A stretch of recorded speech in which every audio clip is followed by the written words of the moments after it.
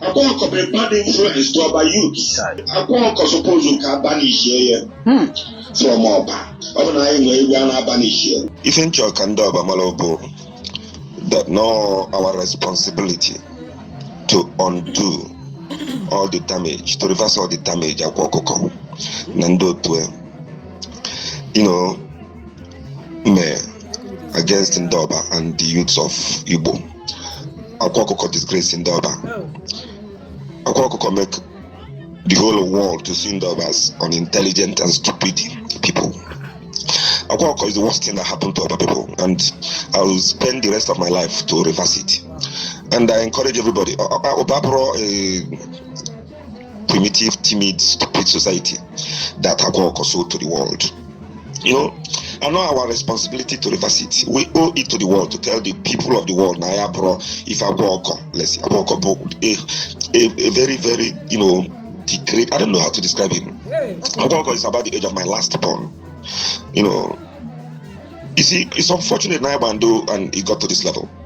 Man, I'm just encouraging everybody that now, thank God that it's becoming clear, because he made the whole world to see Oba from his narrative, from Ife Oneme and the display and all the arrogance and stupidity, and I don't know how to describe it, but let me hope that now people will catch up with it and try to undo it, because Akwaoko maybe still up. Manoba Kalila Akwaoko and Denny as their role model, as their hero. Akwaoko destroyed the youth. He sold the narrative that you don't need to. In fact, no, Egobo, the only thing you put on what to look for, no, by all means, especially through dubious means. Without ever thinking of how to acquire wisdom or education or anything, not just go. Akwaoko will rot in hell unless we repenting. But thank God that we are all alive. I ain't telling you, all those who lie, we have to do the job.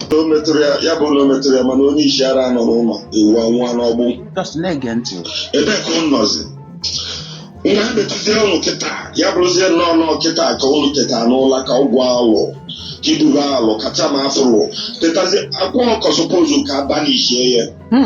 from Oba. wow. Thank God that the region they more power. No, I am nobody. Akwaoko be bad influence to our youth. All the while not 5 years or make whatever. Who or one year I'm a bad influence to no at such age when they make 50, 60 they are graduates, they spend years in the university. It's a bad influence to our youth.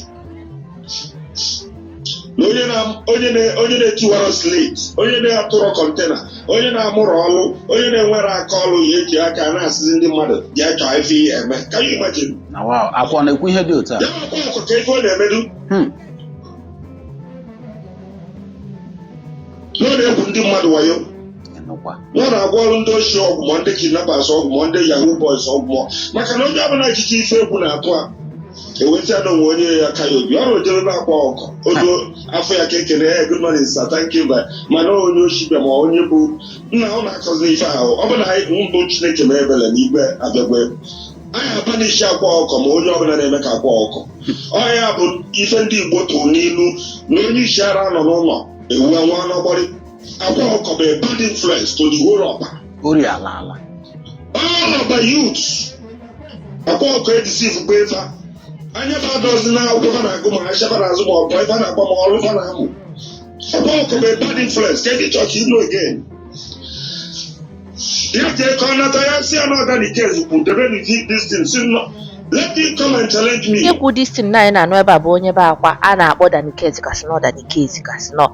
Achọgidego m ka m nweta the person behind this voice. I could not get it.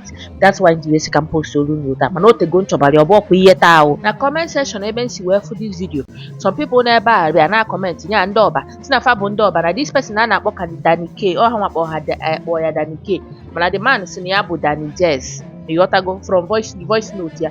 So ndị mmanya onye ọ bụ si na Danikezi ka ọ bụ na asị na the man na-ewulu akwa anya ọkụ na this man is one of the people na-ejebe akwa a blue bag of rice. So mụ amarọ nke bụ eziokwu, amarọ m na the man ma ọ anya ofu ka ọ na-emere akwa ka ndị mmadụ si ekwu ka eziokwu ka ọ na-ekwu. Gwata m ife iche na comment section ndị be anyị.